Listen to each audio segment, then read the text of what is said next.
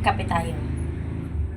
Pero nagkape na ako sa bahay. Pero pag dumarating taga ako dito, nagkakape ako. Kasi yung parang inaano ko sa... Yung isang beses sumama yung swimming sa amin si... Natawahan ni ate. Ano pa hinihintay nyo? Magkape na kayo. Para makapag-isip na tayo ng pang-content natin. Ito energy ko. Kaya magkape ako tayo. Ang dami ko na naman itong ano. Pagkabaguhan ka lang, huwag kang mahiya. Ang hiya mo, itago mo yan.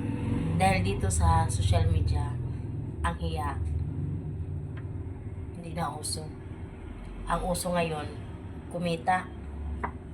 Kailangan kumita tayo. Diba? Kape tayo. Ang init. Sarap ng kape.